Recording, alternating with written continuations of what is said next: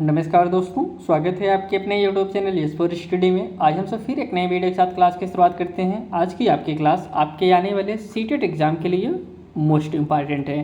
दोस्तों, CTET exam के लिए अगर कोई स्टडी मटेरियल सबसे ज़्यादा महत्वपूर्ण है वो होता है आपका प्रीवियस ईयर क्वेश्चन पेपर। पहले आपको हम यह बता देते हैं प्रीवियस ईयर इतना महत्वपूर्ण क्यों होता है। क्योंकि दोस्तों जो आपका सीटेट होता है वह लैंग्वेज के बेस पे होता है।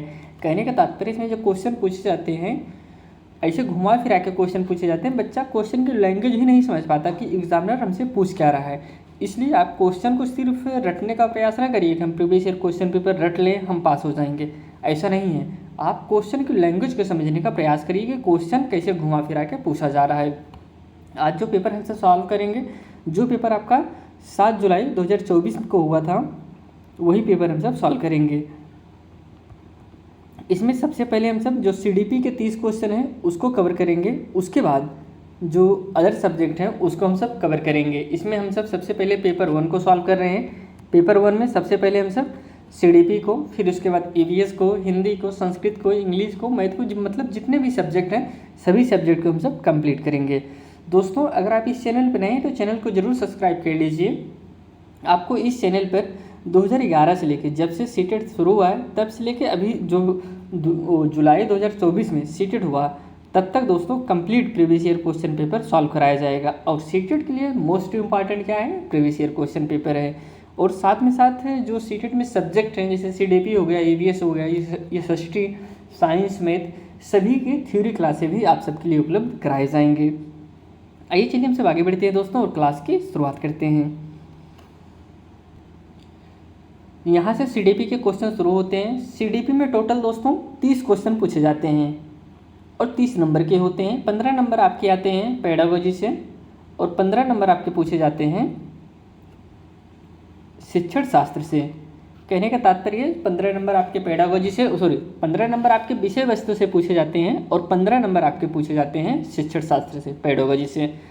इसमें जो पहला क्वेश्चन दिया गया है, कह रहे हैं निम्नलिखित में से कौन सा निरंतर और व्यापक मूल्यांकन का समर्थन करेगा। दोस्तों किसकी बात करें, निरंतर और व्यापक मूल्यांकन की बात करें, कौन सा समर्थन करेगा। पहला ऑप्शन है सर्वश्रेष्ठ कार्य पोर्टफोलियो, सेकंड है वृद्धि और अधिगम प्रगति पोर्टफोलियो, थर्ड है मानकीकृत उपलब्धि परीक्षण, फोर्थ है दोस्तों मानकीकृत बुद्धि परीक्षण। अब देखिए दोस्तों, जो ये मानकीकृत आया है, मानकीकृत जिस भी ऑप्शन में आ जाए वो ऑप्शन आप तुरंत काट दीजिए, ये नेगेटिव पॉइंट है मानकीकृत।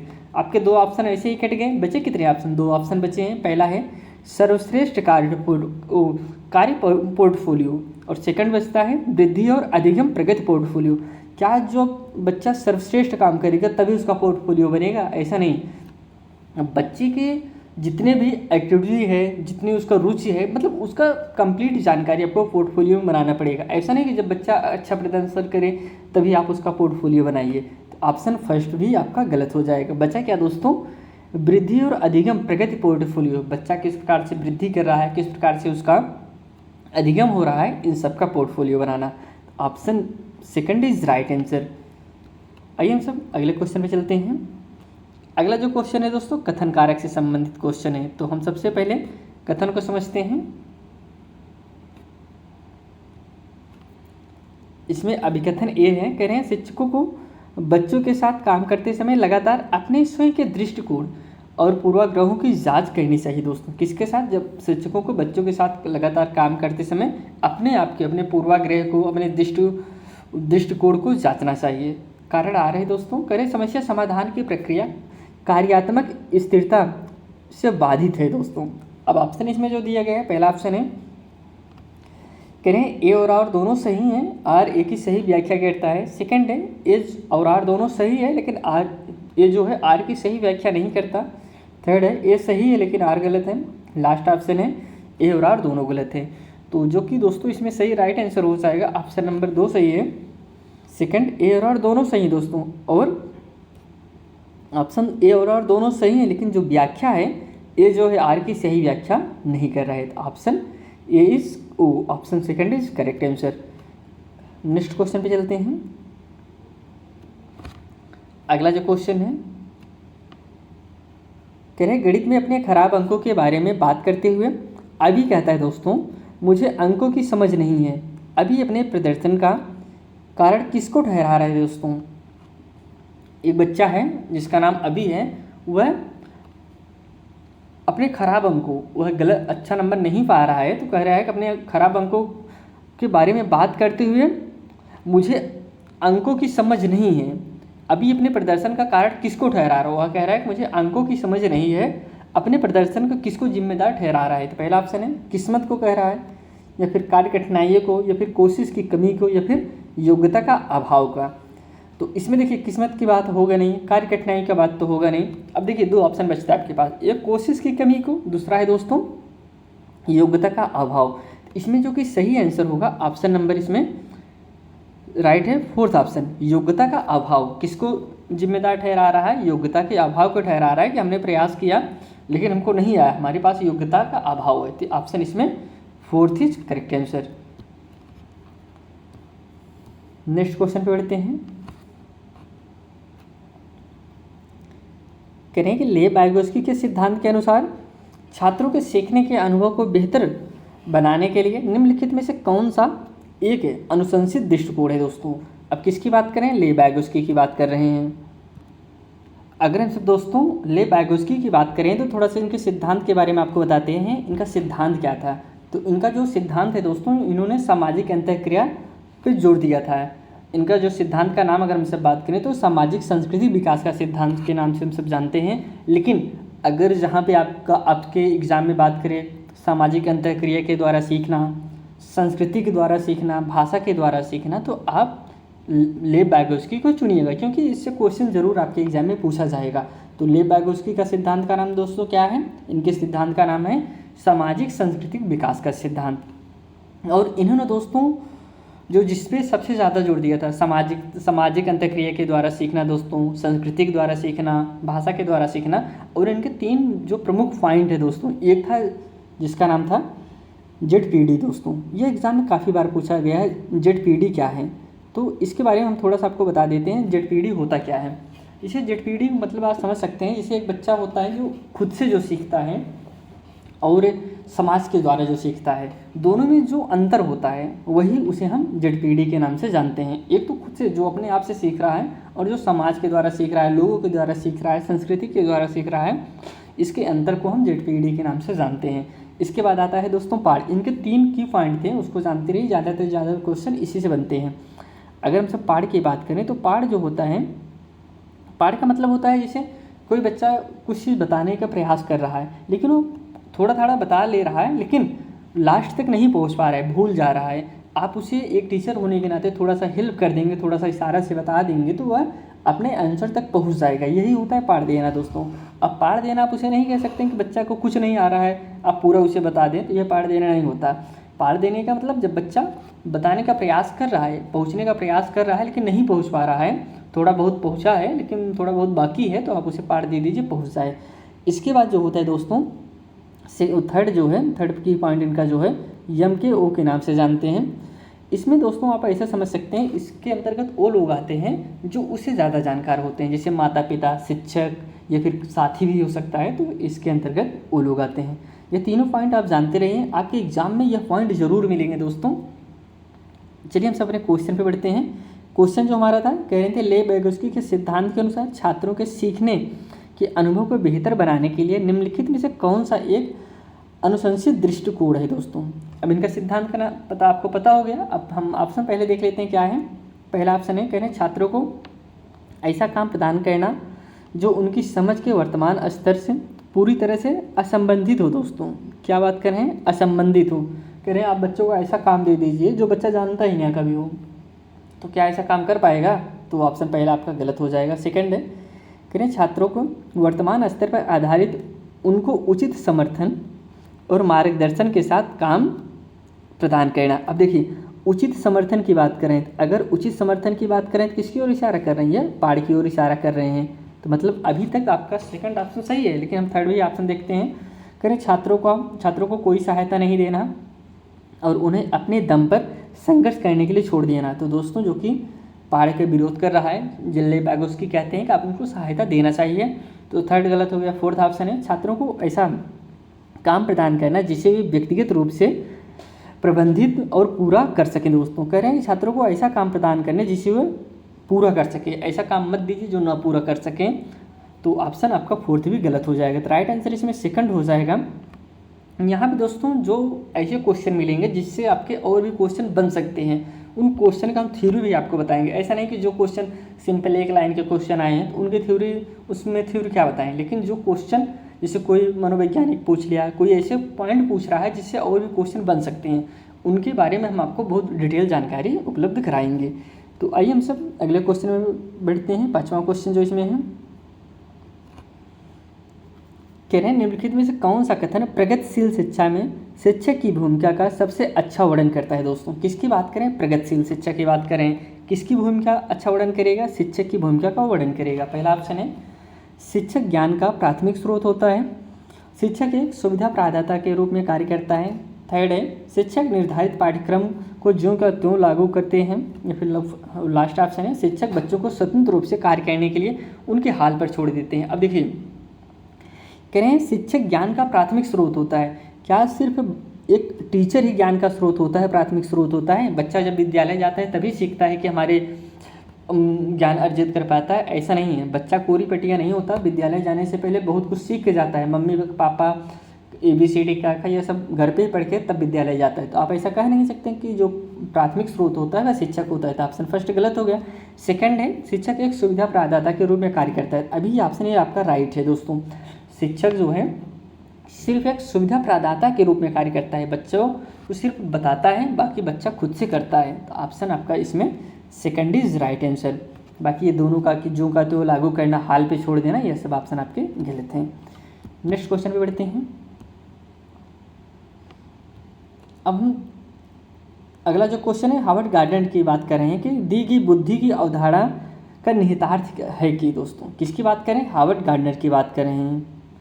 ऑप्शन है पहला सभी लोग दुनिया को समान रूप से समझते और संसाधित करते हैं। सेकंड ऑप्शन है अलग अलग आयामों में लोगों के अलग अलग योग्यताएं होती हैं। थर्ड है बुद्धि का केवल एक ही आयाम होता है। लास्ट है बुद्धि केवल प्रयोगात्मक अधिगम से संबंधित है। तो अगर हम सब बात करें तो जो हार्वर्ड गार्डनर थे, बहुबुद्धि का सिद्धांत आपके एग्जाम में काफ़ी बार पूछा गया है। बहुबुद्धि का सिद्धांत किसने दिया था आप जानते रहिए। बहुबुद्धि का सिद्धांत हार्वर्ड गार्डनर ने दिया था। और ये जो इसमें राइट आंसर होगा ऑप्शन नंबर इसमें सेकंड सही है कि अलग अलग आयामों में लोगों की अलग अलग योग्यताएं होती हैं। इन्होंने बुद्धि के कई प्रकार बताए जिसमें कि 8 प्रकार से बुद्धि प्रमुख है, बाकी प्रकार तो 11 इन्होंने बताया था। स्थानिक बुद्धि, अंतरावैयक्तिक बुद्धि, संगीतिक बुद्धि, बहुत प्रकार से बुद्धि इन्होंने बताया था। इसीलिए इनको बहुबुद्धि के सिद्धांत के नाम से जानते हैं। इनका जो सिद्धांत है, इनका मानना था कि एक जैसी बुद्धि सब में नहीं, सब अलग अलग बुद्धि होती है। किसी की स्थानिक बुद्धि बढ़िया होती है, किसी की अंतरावैयक्तिक बुद्धि बढ़िया होती है। वही कह रहे हैं कि अलग अलग आयामों में लोगों की अलग अलग योग्यताएं होती हैं, ऐसा नहीं कि सभी की एक ही जैसी योग्यता है। इसलिए option second is right answer. बाकी फर्स्ट जो कह रहे हैं कि सभी लोगों की एक समान होती है तो यह गलत है। बुद्धि केवल एक आयाम होता है, यह भी गलत है। केवल प्रयोगात्मक, यह भी ऑप्शन गलत है। Option second is right answer. दोस्तों अगर आप पे किसी मनोवैज्ञानिक का पूछ रहा है तो उसके बारे में अगर आप जानते रहेंगे तो क्वेश्चन तुरंत आप समझ जाएंगे क्वेश्चन कह क्या रहा है। जैसे अगर आपको गार्डनर के बारे में पता है कि इनका प्रयोग किस पे था, इन्होंने अपना बल किस पे दिया था, तो आप तुरंत जान जाएंगे। इनका जैसे आप अगर जानते रहते कि इनका सिद्धांत है बहुबुद्धि का सिद्धांत, इन्होंने बताया है कि सभी का अलग अलग प्रकार की बुद्धि पाई जाती है, तुरंत आप जान जाते हैं कि अलग अलग आयामों में लोगों की अलग अलग योग्यताएं होती हैं। जाहिर सी बात है अगर बच्चा बुद्धि अलग अलग है तो उसकी योग्यता भी अलग अलग होगी। कोई बच्चा है बहुत अच्छा चित्रकार है, उसे हम स्थानिक बुद्धि कहेंगे, उसकी स्थानिक बुद्धि बहुत बढ़िया है।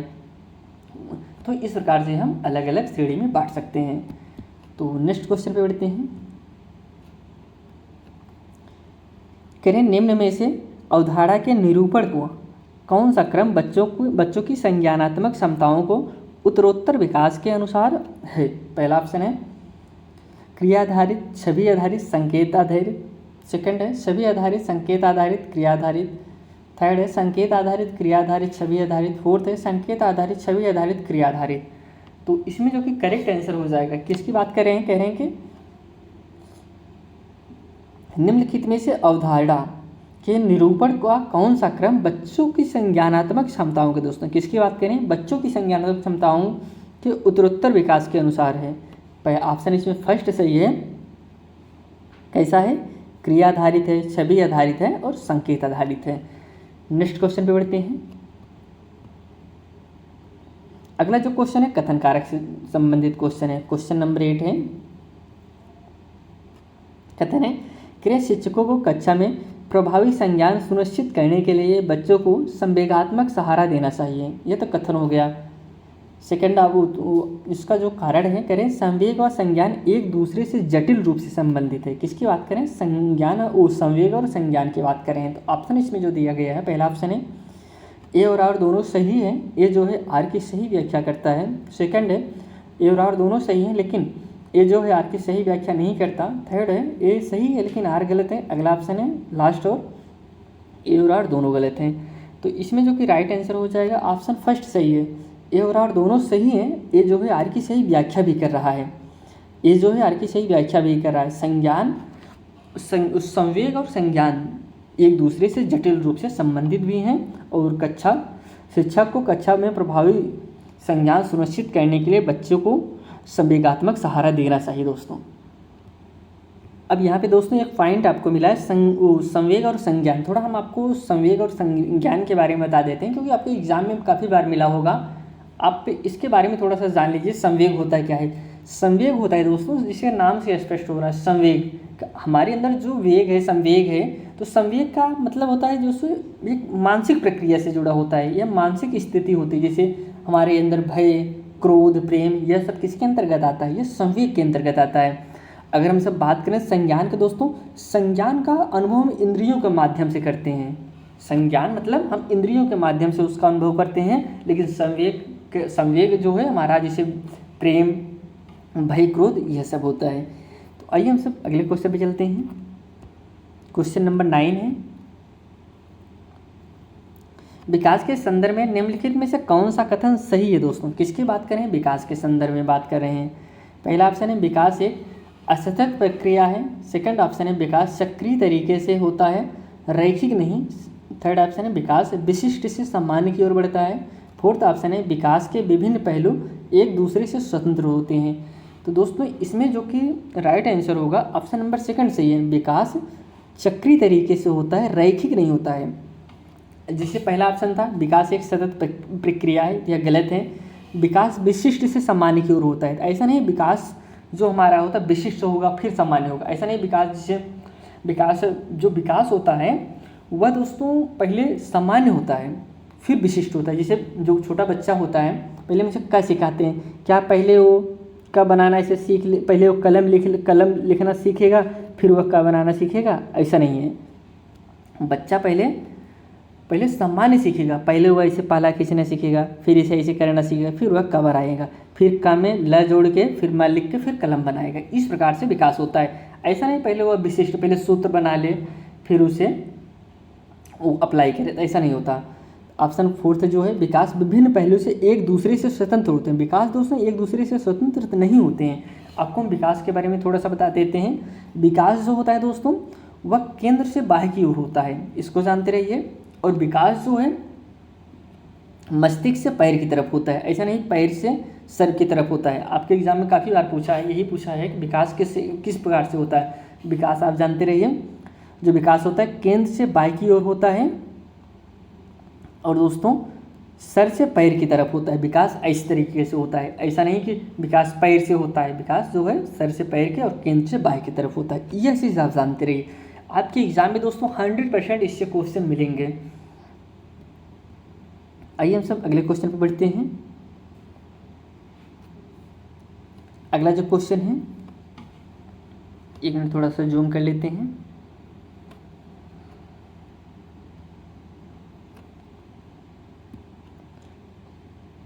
अगला क्वेश्चन है, कह रहे हैं कि ले वागोस्की के अनुसार बच्चे अपने स्वयं का व्यवहार को किस प्रकार नियमित करते हैं। दोस्तों किसके अनुसार, ले वागोस्की के अनुसार। ऑप्शन है पहला अनुकूलन की प्रक्रिया द्वारा, सेकंड है आत्मवाद के प्रयोग द्वारा, थर्ड है संतुलीकरण की प्रक्रिया द्वारा, या फिर लास्ट ऑप्शन है खुद को पुनर्बलन के उपयोग द्वारा। तो दोस्तों इसमें जो क्वेश्चन पूछ रहा है तो राइट आंसर इसमें सेकंड है, आत्मवाक का प्रयोग के द्वारा। दोस्तों किसके द्वारा? आत्मवाक के प्रयोग के द्वारा। लेडी बागोस्की कहना है बच्चे अपने स्वयं के व्यवहार को किस प्रकार नियमित करते हैं। दोस्तों उसका जो स्वयं का व्यवहार होता है उसे कैसे नियमित करता है, तो उसे दोस्तों खुद से बात करके, जैसे अभी बच्चा होता है, जैसे अभी आप ही कभी ऐसा होता है कि मतलब खुद से ही बातें करना, हाँ हमने सही किया नहीं सही किया, खुद से ही बातें करना, तो वही दोस्तों कह रहे हैं कि आत्मवाक के प्रयोग के द्वारा। Option second is right answer.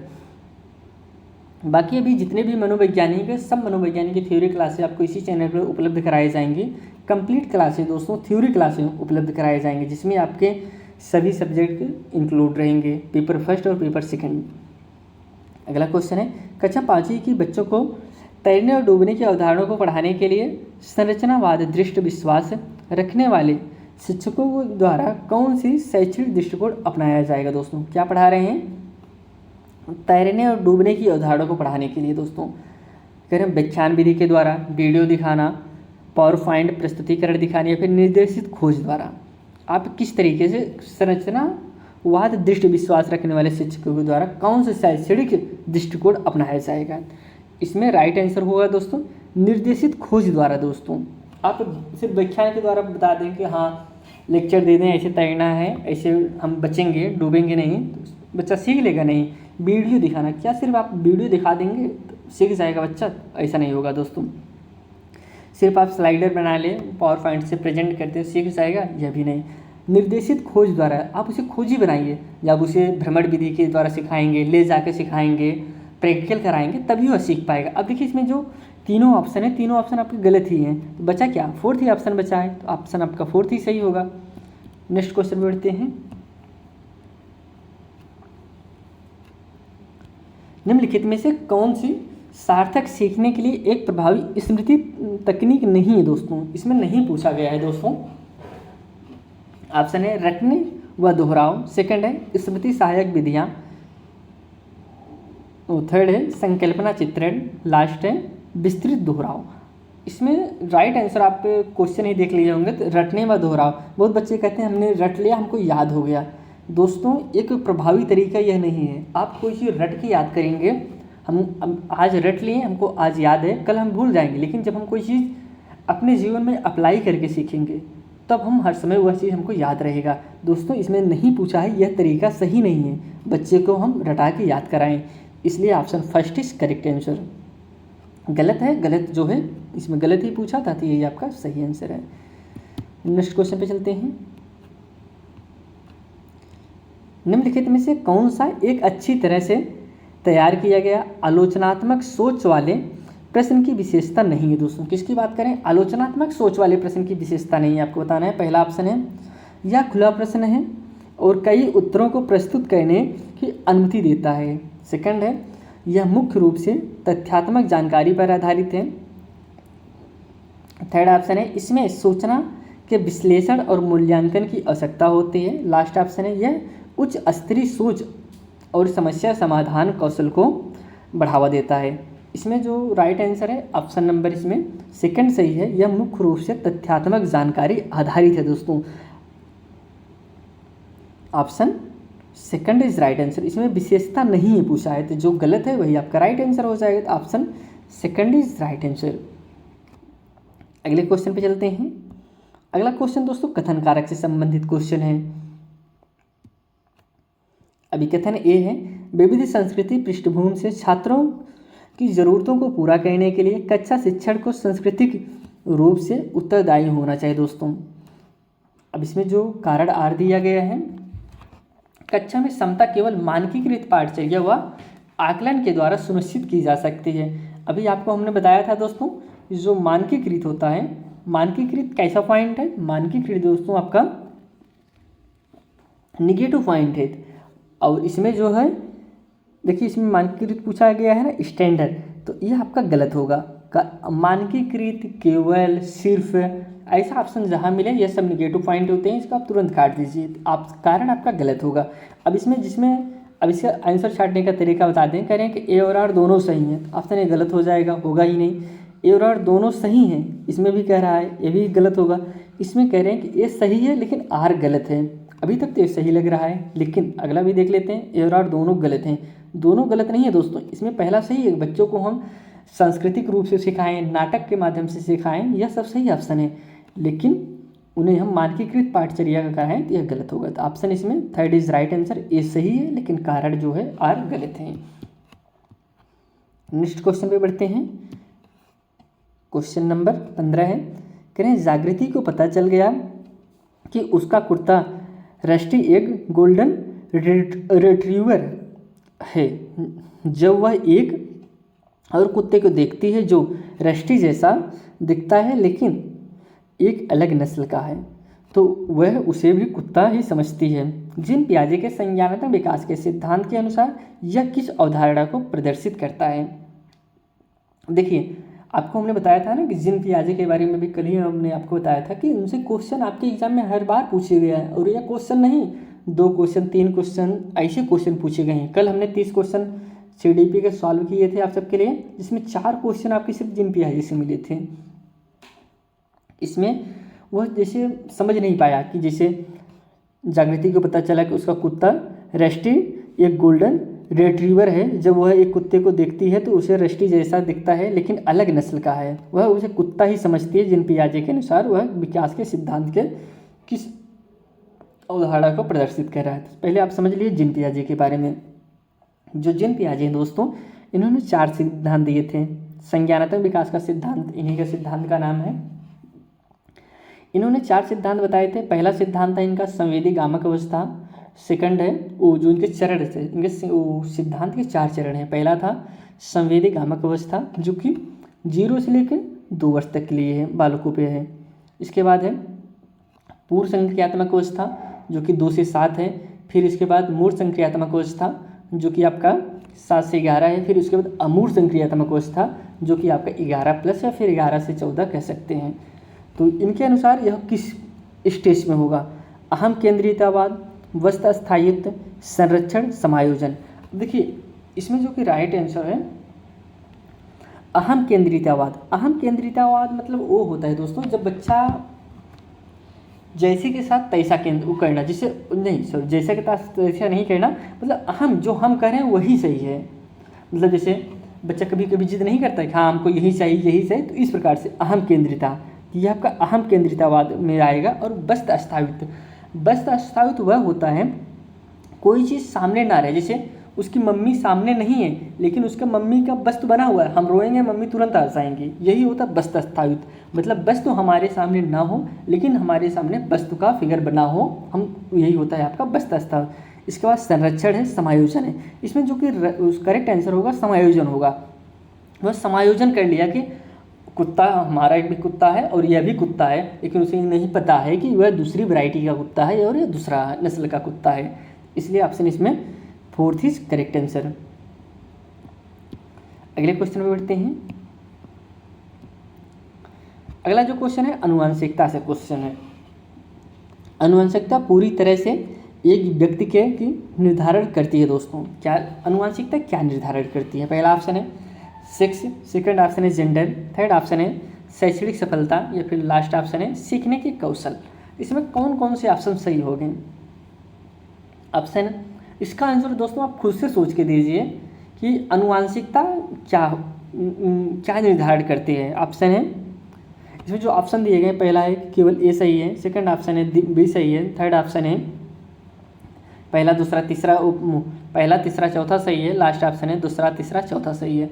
तो इसमें दोस्तों क्या जो अनुवांशिकता होती है, अब दोस्तों इसमें से थोड़ा आपको हम बता देते हैं। जो अनुवांशिकता मतलब वही होता है जैसे जब हमारा कोई गुण एक पीढ़ी से दूसरे पीढ़ी में ट्रांसफ़र होता है तो इसी को अनुवांशिकता कहते हैं। अब इसमें क्वेश्चन में अगर हम सब देखा जाए तो अनुवांशिकता शैक्षणिक सफलता, अब शैक्षणिक सफलता हमारा अनुवांशिकता में नहीं आएगा, मतलब तीसरा ऑप्शन गलत है। सीखने की शैली यह भी नहीं है। अब ऑप्शन आपके पास क्या बचा? 2 ऑप्शन बचा, एक जेंडर है एक सेक्स है, लेकिन इसमें आयोग जो माना था सेक्स माना था। लेकिन अगर देखा जाए सेक्स और जेंडर में कोई बहुत विशेष अंतर नहीं है, लेकिन जो अनुवांशिकता पूरी तरह से एक व्यक्ति के सेक्स का निर्धारण करती है, आयोग ने यह माना था, लेकिन जेंडर इसमें गलत है। जो कि आयोग इसमें सेक्स माना तो राइट आंसर इसका हम सेक्स मानते हैं। लेकिन आनुवंशिकता क्या होती है यह आप जानते रहे। आनुवंशिकता मतलब होता है कि जब हमारा गुण एक पीढ़ी से दूसरे पीढ़ी में ट्रांसफर होता है, इसे ही हम आनुवंशिकता कहते हैं। आइए हम सब नेक्स्ट क्वेश्चन पे चलते हैं। अगला क्वेश्चन कथन कारक से संबंधित है। अभिकथन ए है,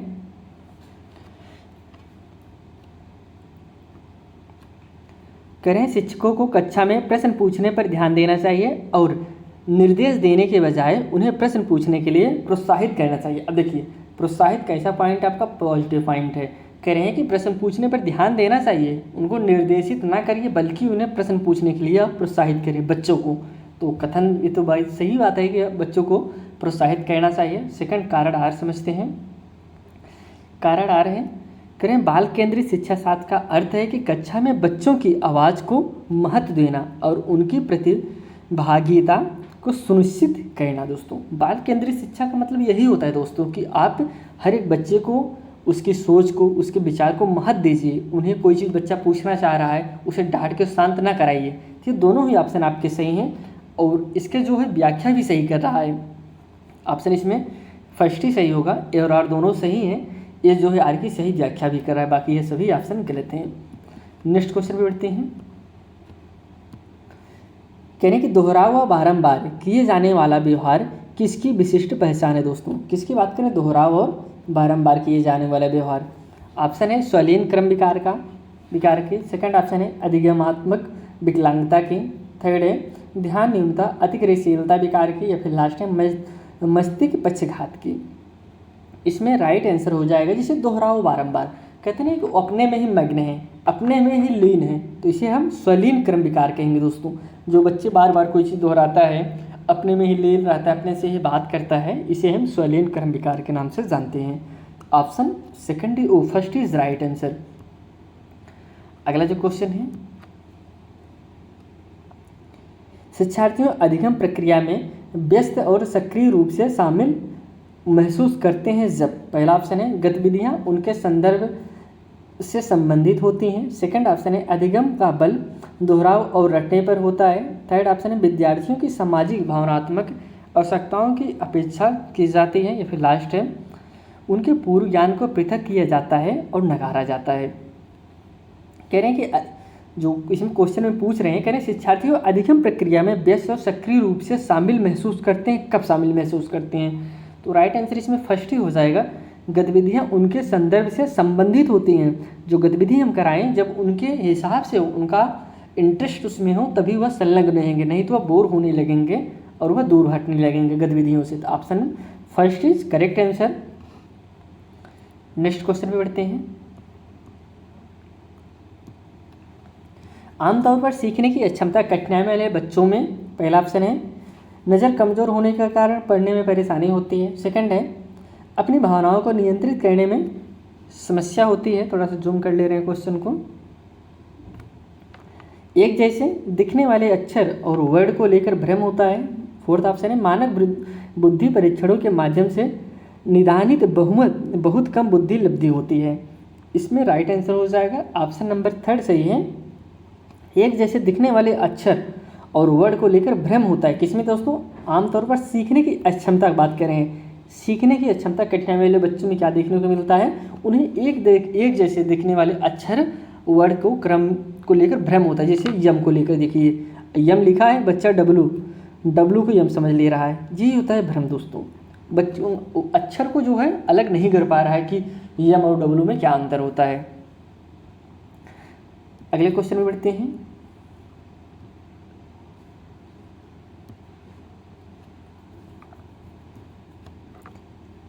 ऐसे बच्चे जिन्होंने बहुत कम उम्र में गंभीर मानव सामाजिक अभाव का अनुभव किया है, आमतौर पर उनके विकास में देरी या बाधा उत्पन्न होती है और पुनर्वास के बावजूद विकास के कुछ क्षेत्रों में सुधार अधीनस्थ होने की संभावना है। यह अवधि जिसमें विकास पर्यावरणीय समर्थन से महत्वपूर्ण रूप से प्रभावित होता है कहलाता है। क्या कहलाता है, पहला ऑप्शन है निगमनात्मक अवधि, सेकंड ऑप्शन है सहज काल, थर्ड ऑप्शन है मूल काल, लास्ट ऑप्शन है संवेदी काल अवधि। क्या कहलाता है, ऑप्शन फोर्थ सही है। इससे शील अवधि कहलाता है। तो option 4 is correct answer. Next question पे बढ़ते हैं। क्वेश्चन पे थोड़ा जूम कर ले रहे हैं। करें विभिन्न जेंडर के व्यवहार के बारे में पूर्व कल्पित सामान्यीकरण क्या कहलाता है। ऑप्शन है पहला, इसमें जेंडर की बात कर रहे हैं तो जेंडर रूढ़वादिता कहलाएगा, जेंडर भेदभाव कहलाएगा, जेंडर पहचान कहलाएगा, जेंडर प्रारूप कहलाएगा।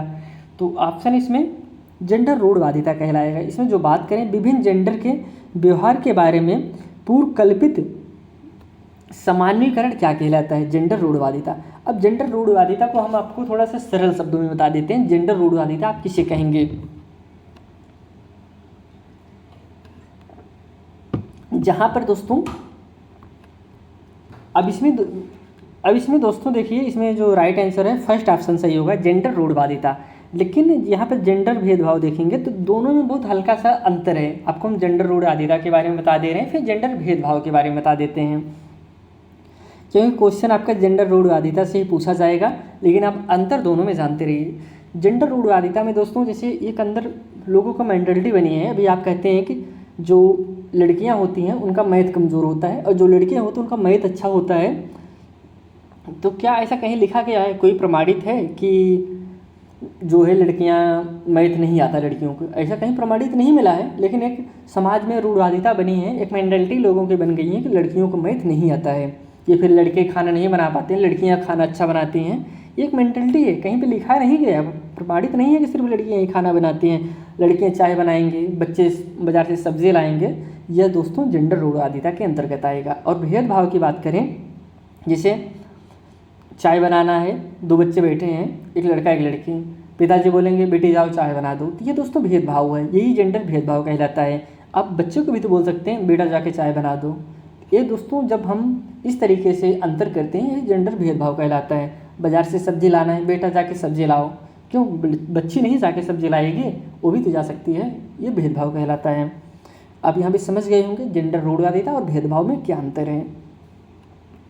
नेक्स्ट क्वेश्चन बढ़ते हैं।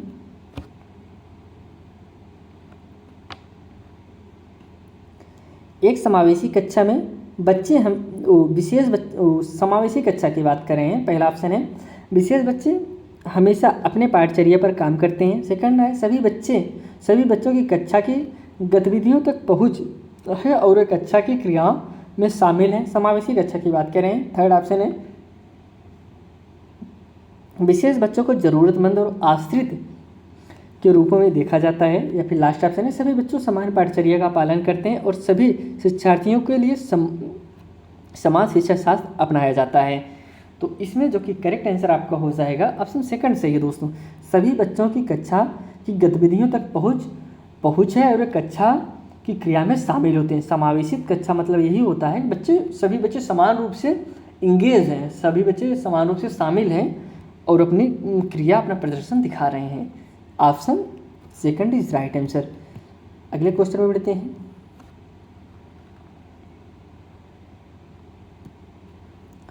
आलोचनात्मक सोच वाले प्रश्न पूछने का प्राथमिक उद्देश्य क्या है? किसकी बात करें? आलोचनात्मक सोच की बात करें। पहला ऑप्शन है छात्र को प्रक्रियात्मक ज्ञान विकसित करने में सक्षम बनाना। सेकंड ऑप्शन है छात्रों के ज्ञान और समझ कौशल का आकलन करने के लिए। थर्ड ऑप्शन है उच्च स्तरीय सोच और समस्या समाधान कौशल को बढ़ावा देना। लास्ट ऑप्शन है छात्रों को जानकारी याद रखने के लिए प्रोत्साहित करना। आलोचनात्मक सोच की बात करें तो इसमें जो कि राइट आंसर हो जाएगा ऑप्शन आपका थर्ड सही है। प्राथमिक उद्देश्य क्या होना चाहिए? उच्च स्तरीय सोच और समस्या समाधान कौशल को बढ़ावा देना दोस्तों। उसकी जो सोच है उसको समझना, उसके जो समस्या समाधान कौशल को बढ़ावा देना दोस्तों। उसकी समस्या जो है उसे समझें, उसका जो कौशल है उसे हम बढ़ावा दें। तो option third is right answer. इसमें आलोचनात्मक सोच वाले प्रश्न पूछने का प्राथमिक उद्देश्य क्या है दोस्तों? इसमें आप क्वेश्चन पूछ रहा है इसको जरूर आप समझने के प्रयास करिए। क्या प्रश्न पूछ रहा है? आलोचनात्मक सोच वाले प्रश्न की बात कर रहे हैं। प्राथमिक उद्देश्य यही होना चाहिए। नेक्स्ट क्वेश्चन में बढ़ते हैं।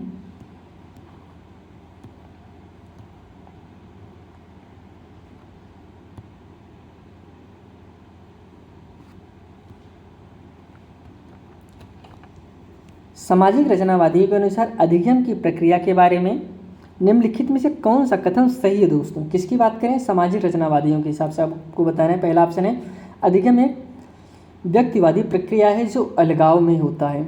सेकंड ऑप्शन है अधिगम केवल कक्षा या औपचारिक शैक्षिक विन्यास में होता है। थर्ड ऑप्शन है अधिगम एक निष्क्रिय प्रक्रिया है जो केवल अवलोकन के माध्यम से होता है। लास्ट ऑप्शन है अधिगम अर्थ निर्माण की एक सामाजिक प्रक्रिया है।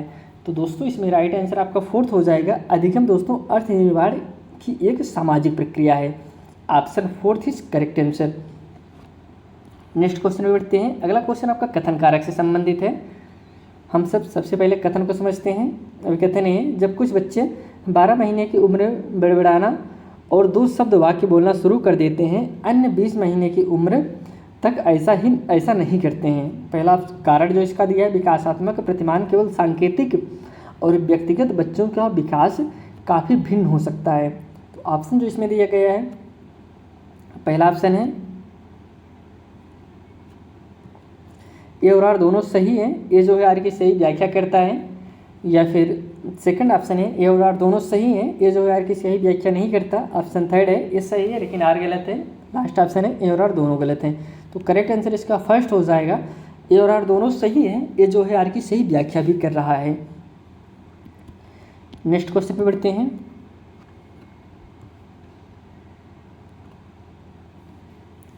बच्चों की लंबाई और वजन में वृद्धि किसका उदाहरण है दोस्तों? किसकी बात करें? लंबाई और वजन की बात करें, मात्रात्मक, गुणात्मक, भावात्मक या फिर संज्ञानात्मक परिवर्तन। दोस्तों बच्चे की लंबाई बढ़ रहा है, वजन बढ़ रहा है, ये किसके अंतर्गत आएगा? यह आपका मात्रात्मक, इसकी मात्रा बढ़ रही है। पहले बच्चा 20 किलो था 50 किलो को हो गया, उसकी मात्रा में परिवर्तन हुआ ना। Option first is correct answer. Next question पे बढ़ते हैं। हिंज की दुविधा को पेश किए जाने पर अरुणिमा तर्क देती है, कानून इन परिस्थितियों के लिए स्थापित नहीं किया गया था। इस स्थिति में दवा लेना वास्तव में सही नहीं है लेकिन यह उचित है। लॉरेंस कोहलबर्ग के सिद्धांत के अनुसार अरुणिमा नैतिक विकास की कौन सी अवस्था में है?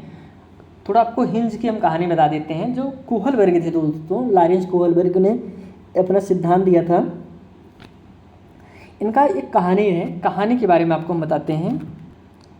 सबसे पहले आपको हम कोहलबर्ग के बारे में बता देते हैं, फिर कहानी आपको बताते हैं। कोहलबर्ग का जो सिद्धांत का नाम है दोस्तों, इनके नैतिक विकास का सिद्धांत, नैतिक तर्कड़ा का सिद्धांत, यह सब इनके सिद्धांत का नाम है। नैतिकता की जहाँ पे बात किया जाए आप समझिए कोहलबर्ग का सिद्धांत की बात कर रहा है। इन्होंने अपने सिद्धांत को 3 चरण में बांटे थे, 3 स्टेप में, और हर एक स्टेप के 2-2 स्टेप थे, मतलब 3 चरण हो गए दोस्तों, और इसके 6 जो हैं उपचरण हो गए, क्योंकि हर एक चरण के 2 उपचरण थे। तो टोटल 3 चरण हैं, 3 को 2 करेंगे तो फिर 6 उपचरण हो गए। तो इनका जो हिंज की कहानी थी, हिंज की कहानी आपको बता देते हैं। हिंज का दोस्तों एक हिंज आदमी था, उसकी पत्नी थी, जो है पत्नी की तबीयत बहुत ज़्यादा ख़राब हो गई। अब उस पत्नी को बचाने के लिए एक ऐसी दवा थी जो वहाँ का एक साइंटिस्ट था वो बनाया था। उसी दवा से उसकी पत्नी का इलाज होगा। अगर वो दवा नहीं मिलेगी उसकी पत्नी जो है मर जाएगी। हिंज जो है वो पहले दवा को मांगने जाता है कि दवा दे दीजिए। डॉक्टर मना कर देता है कि हमने अपनी पूरी मेहनत इसमें लगा दिया, अगर हम तुमको दवा दे देंगे हमारी मेहनत ख़राब हो जाएगी, हम इसे बहुत अच्छे पैसे में बेचेंगे। क्योंकि हिंज के पास उतना ज़्यादा पैसा नहीं था जितना वो मांग रहा था। तो अब हिंज मजबूर हो जाता है, या तो दवा चोरी कर ले या फिर अपनी पत्नी को मरने दे। दोस्तों अगर वह दवा चोरी करता है तो पुलिस पकड़ के ले जाएगी, सजा देगी। अगर नहीं चोरी करता तो उसकी पत्नी मर जाएगी। लास्ट में हिंज ने निर्णय किया कि हम चोरी करेंगे, और वह दवा को चोरी करता है, अपनी पत्नी को बचाता है, लेकिन वह जेल चला जाता है। ये हिंज की कहानी है। इससे जो निष्कर्ष निकलता है, जो चरण इसके बताए थे, इसमें हर एक चरण को अलगाए हैं, किस चरण में बालक का कैसा विकास होगा। पहले तो वह समझ रहा था चोरी करना गलत बात है, चोरी नहीं करना चाहिए। फिर वह उसकी पत्नी बीमार हो गई। अब उसे लगा कि अगर कानून से हमारा नुकसान हो रहा है, हमारी पत्नी मर रही, फिर ऐसे कानून को तोड़ देना चाहिए। तो हम आपको जब कोहलबर्ग के पूरे सिद्धांत को बताएंगे उसमें बहुत विस्तार पूर्वक से बताएंगे, लेकिन इसमें आप थोड़ा सा जानते रहिए इनका सिद्धांत किस पे फोकस था। नैतिकता पे इनका सिद्धांत का फोकस था। तो वह किस स्तर पे था, तो इसमें जो है वो लड़की की बात करें तो वह जो लड़की थी, जब उसे कहानी में बताया गया तो उसे वह लड़की जो कह रही है, तर्क देती है कि कानून इन परिस्थितियों के लिए स्थापित नहीं किया गया था। इस स्थिति में दवा लेना वास्तव में सही नहीं है, दवा को चुराना सही नहीं है, लेकिन यह उचित है। तो जो लड़की है किस अवस्था में है उसको आपको बताना है। पहला ऑप्शन है सामाजिक सरोकार और विवेक, सेकंड ऑप्शन है नैतिक का विरोधाभास, व्यक्तिगत अधिकार व लोकतांत्रिक, थर्ड ऑप्शन है दंड की ओर उन्मुख और आज्ञाकारी स्वीकृति कानून, या फिर लास्ट ऑप्शन है यांत्रिक उद्देश्य और विनिमय।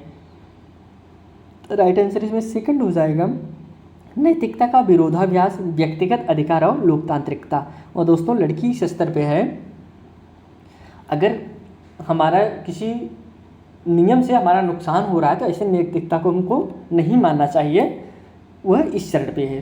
तो हम स्टेप अब इसमें आपको पूरा डिटेल नहीं बता सकते हैं, आपको हम थ्योरी क्लास में सब चीज़ बताएंगे। हर एक चरण कितने चरण है, किस चरण में किसकी बात कही गई है, पूर्व परंपरागत स्तर, उसमें अच्छा लड़की बनना, अच्छा लड़के, तो इस प्रकार से सभी इनकी अवस्थाएं हैं, हम आपको सभी बताएंगे। अगले क्वेश्चन में बढ़ते हैं। प्रगतिशील बच्चों के संदर्भ में निम्नलिखित में से कौन सा सही है दोस्तों? किसकी बात करें? प्रगतिशाली की बात करें, प्रतिभाशाली की बात करें प्रतिभाशाली बच्चों के संदर्भ में निम्नलिखित में से कौन सा सही है दोस्तों? हम प्रगतिशील आपको बता रहे थे क्योंकि शुरू में प्र देखे तो वही प्रगतिशील निकल गया, तो आप प्रतिभाशाली समझिए। प्रतिभाशाली बच्चों के संदर्भ में निम्नलिखित में से कौन सा सही है?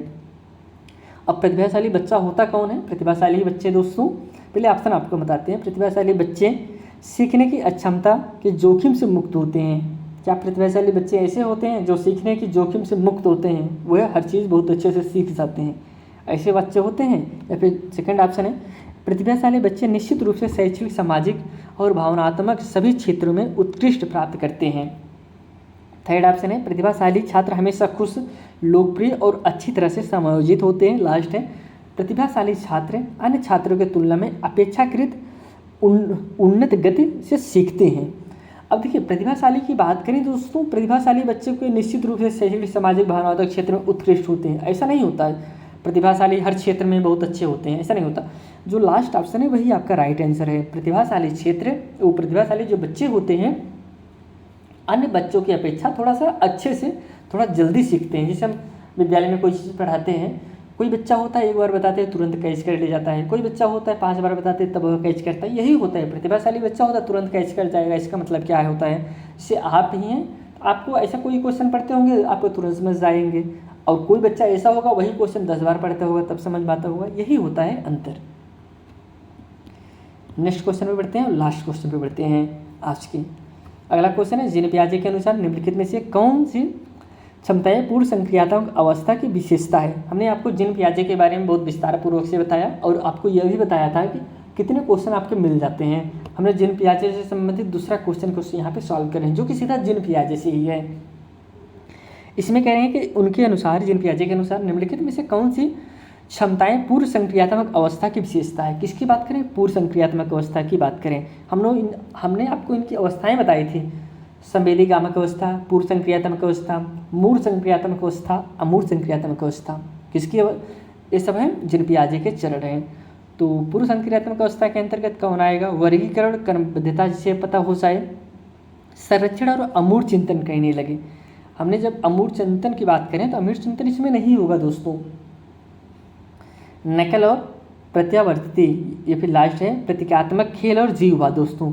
Option 4 is correct answer. जो पूर्व संक्रियात्मक अवस्था में बच्चा होता है वह जीववाद के अंतर्गत जीता है। उसे यह नहीं पता होता है, जैसे कोई खिलौना है, बच्चा लिया है, खिलौना गिर गया, बच्चा भी रोने लगेगा, हमारा खिलौना गिर गया, हमारे खिलौने कोई बच्चा है थोड़ा सा मार दिया, वो भी बच्चा रोने लगेगा, हमारे खिलौने को मार दिया। अब उसे नहीं पता है कि खिलौने में जान होती है कि नहीं होती है। उसे तो यही लग रहा है ना कि हमारे खिलौने को मार दिया, जैसे हमको दर्द होता है ऐसे खिलौने के दर्द होता है। यह किस चरण में होते हैं? सेकंड चरण में होते हैं, जो कि 2 से लेकर 7 वर्ष के बच्चों में यह देखा जाता है। इसे जीववाद कहते हैं। Option 4 is correct answer. इसी के साथ यह क्लासें समाप्त करते हैं। अगर आप इस चैनल पर नए थे, चैनल को जरूर सब्सक्राइब करिए, अपने दोस्तों के साथ जरूर शेयर करिए। आपके आने वाले सेटेड एग्जाम के लिए मोस्ट इंपॉर्टेंट यहाँ पे वीडियो उपलब्ध कराए जाएंगे, जो कि सबसे महत्वपूर्ण प्रीवियस ईयर क्वेश्चन पेपर हैं, जो कि हम आप सबके लिए डेली उपलब्ध करा ही रहे हैं। चलिए क्लासें समाप्त करते हैं दोस्तों, धन्यवाद।